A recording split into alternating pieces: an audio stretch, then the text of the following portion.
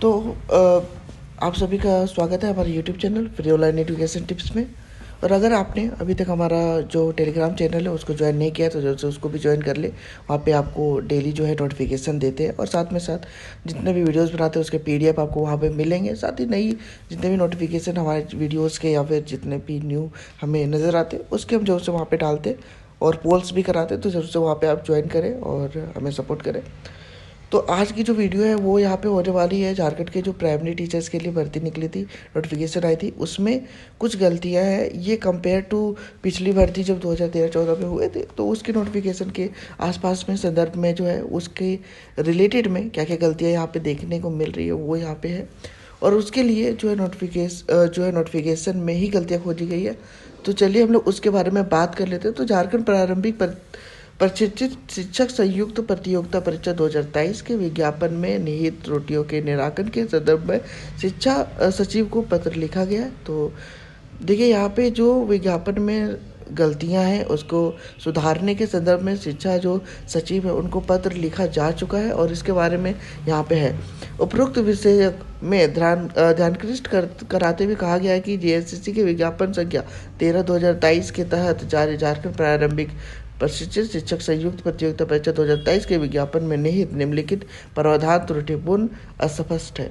तो अब देखिए यहाँ पे क्या है कि दो विज्ञापन संख्या जो है वो भी यहाँ पे लिखा हुआ है 13/2023 के जो है तहत जब आया था नोटिफिकेशन, उसमें प्रारंभिक प्रशिक्षित जो शिक्षक संयुक्त प्रतियोगिता परीक्षा उसमें विज्ञापन में क्या क्या निम्नलिखित जो है वो यहाँ पे त्रुटिपूर्ण है उसको पूरी तरीके से बताया गया है और इसको डायरेक्टली कंपेयर किया, जैसा मैंने बताया कि 2012-2013 में कि उसमें कैसे कम था और अब यहाँ पे कैसे है। तो पहला जो प्रॉब्लम है वो आप देखिए कि जेएसएससी के पोर्टल में फॉर्म भरने के क्रम में लेवल 1 जो कि प्राइमरी होगा, लेवल 2 अपर प्राइमरी होगा, मतलब कि 1 to 5 और 6 to 8 ऐसा दोनों कैटेगरी के पदों पर एक साथ आवेदन करने के विकल्प मौजूद नहीं है, जो कि पूर्ण रूप से असंवैधानिक है। और इस त्रुटि की वजह से दोनों कैटेगरी में आवेदन के लिए पात्र अभ्यर्थी किसी दोनों कैटेगरी के रिक्तियों विरुद्ध आवेदन करने में वंचित रह जाएंगे।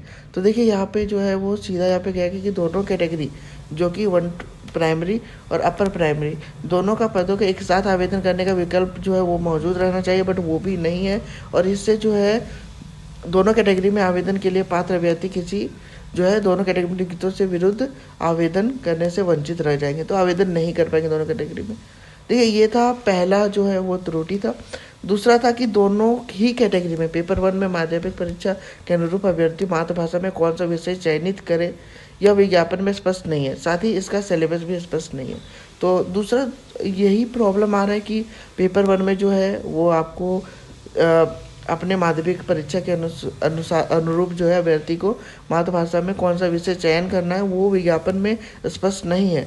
और जैसा कि मैंने बोला था कि सिलेबस को लेके भी थोड़ा प्रॉब्लम है, तो जब से सिलेबस भी वहाँ पे साफ तरीके से नज़र नहीं आ रहा है।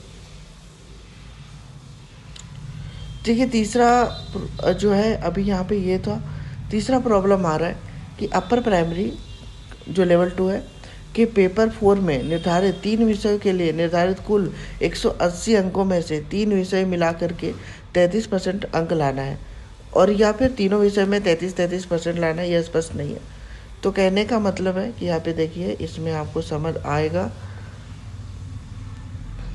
देखिए गणित ये पत्र 4 वैकल्पिक विषय कोई एक जो है इसमें अगर आप जो है गणित या विज्ञान के शिक्षक बनना चाहते हैं तो यहाँ पे देखिए लिखा हुआ है गणित भौतिकी ये सब सारे सब्जेक्ट है और इसमें 3 चुनना है और इसमें से फिर उसको पास करना है। तो यहाँ पे लिखा हुआ है उक्त विषय में 33% अंक लाना अनिवार्य होगा, उसके उपरांत ही सभी विषयों के प्राप्तांक को आधार पे मेधा सूची तैयार की जाएगी।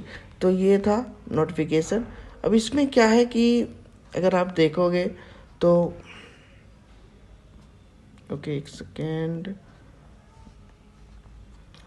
तो आप इसमें अगर देखोगे तो इसमें प्रॉब्लम ये आ रहा है कि अभी 3 सब्जेक्ट चुनना है, अब तीनों को मिला करके 33% लाना है कि हर एक सब्जेक्ट में जो है 33% लाना है, वो यहाँ पे पता नहीं है, स्पष्ट नहीं है। तो इससे भी प्रॉब्लम्स जो है वो यहाँ पे स्टूडेंट्स को हो रहा है कि वो किस तरीके से इसको देखे। अब यहाँ पे देखिए चौथा जो है वो यहाँ पे है और ये रिजर्वेशन को लेके थोड़ा इशू है क्योंकि ये पहले मिलता था, और अभी इस बार नोटिफिकेशन में ऐसा कुछ लिखा हुआ नहीं है, मेंशन नहीं है, तो इसमें भी जो है अभ्यर्थियों को परेशानी हो रही है।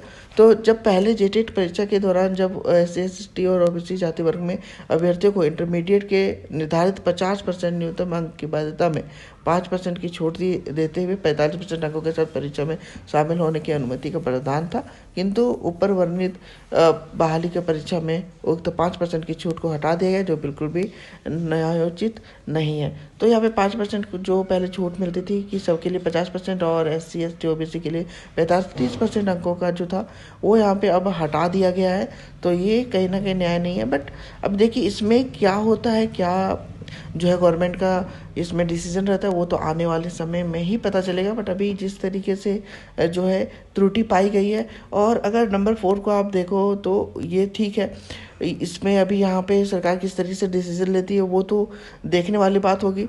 लेकिन यहाँ पे अब देखें तो लेवल जो बाकी पॉइंट्स है 1 2 3, उसमें काफ़ी ज़्यादा स्टूडेंट्स को परेशानी हो रहा है, क्योंकि वो यहाँ पे समझ नहीं पा रहे कि किस तरीके से होगा, क्योंकि किसी में सिलेबस यहाँ पे नहीं साफ साफ बताया गया है, तो किसी में भी यहाँ पे जो है किस तरीके से पासिंग मार्क्स रहने वाले, पासिंग परसेंटेज किस तरीके से लाना है, तो वो सारी चीज़ें स्पष्ट नहीं है। तो शायद से यहाँ पे देखिए अब लेटर यहाँ पे जो है वो लिखा जा चुका है, जब यहाँ पे शिक्षा सचिव को पत्र जो है वो लिखा जा चुका है, तो आपको इंतज़ार करना पड़ेगा अगले नोटिफिकेशन का, या फिर देखना पड़ेगा कि किस तरीके से अब ये जो है आगे की कार्रवाई होती है। तो आशा करते हैं आपको ये वीडियो इन्फॉर्मेशन लगा होगा। मिलते हैं फिर अगले वीडियो में, तब तक के लिए बाय बाय और धन्यवाद।